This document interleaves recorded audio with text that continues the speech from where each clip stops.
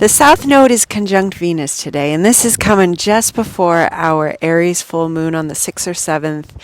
And I did just want to come here again and share how beautiful this is for really inviting new embodiments, representations, experiences, people into our lives, our bodies, our minds that fully really entail this wild, reclaimed Virgo energy that eclipse season has offered us the opportunity to bring into ourselves and our embodiments and our lives and the paths that we're walking on.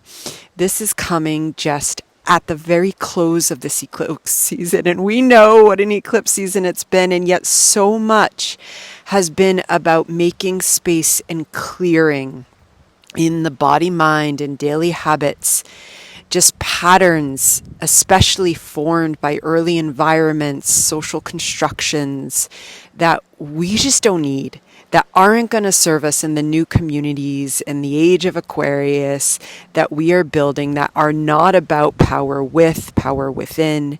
And now Venus comes and she conjuncts the South Node and says, okay, here is this final clearing, this final purging of this eclipse season before we come into an Aries full moon that is about our new individual selves birthing at this stage in the process. And what does your wild, it's a rewilding. It's allowing Virgo to be connected directly to what is sacred in your life, on your path. I needed to be with these fall leaves in order to record this. The practices, the beliefs, the systems, how your daily life represents this to you. What does that rewilding look like for you?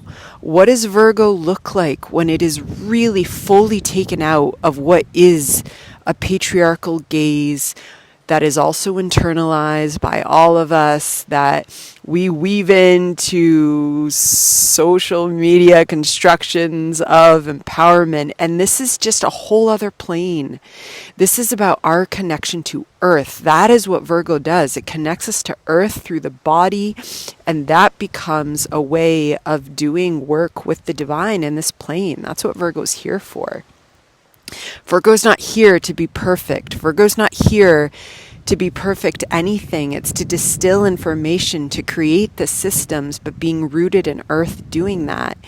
And as these great paradigms are shifting and changing, there is just this final, on the one hand, Venus conjunct the South Node is a release, it is a goodbye, but I see it happening with the goddess's kiss. It's like this gentle kiss and release, because it's just not what we're carrying forth. And especially attachments to things that we were taught to value, attachments to idea of self-expression that we were taught, is part of the fight of reclaiming.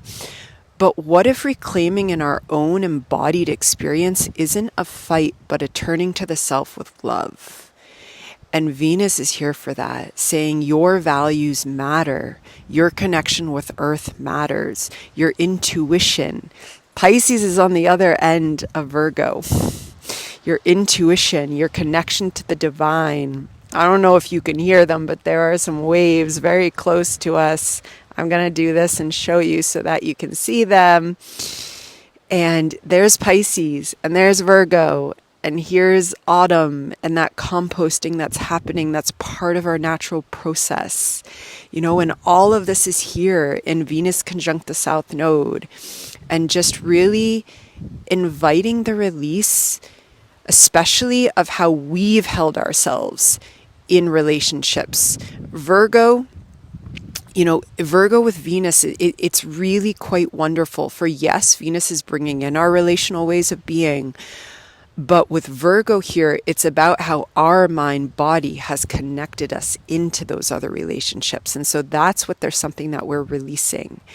And Goddess is here, divine feminine energy is here, saying, yes, we're releasing, because that's the ultimate healing that lets the earth and the water connect in and through us, our spirit becoming enfleshed, moving forward into these new paradigms that we're creating. Casting our prayer spells out into the earth and into that ocean. This is the practice of astro witching that I work with and teach, and it becomes a practice of really sacred devotion, but a sacred devotion that is being birthed anew, that is coming anew. Okay, that was the sound that Finnegan is about to bark at seagulls that are very, very high in the sky above him. We're still working out why he does this. But I am sending so much renewed blessings and love as we transition out of eclipse season into this October, into Pluto stationing direct, into Neptune, going back into Pisces. Lots more on that to come. Lots of love.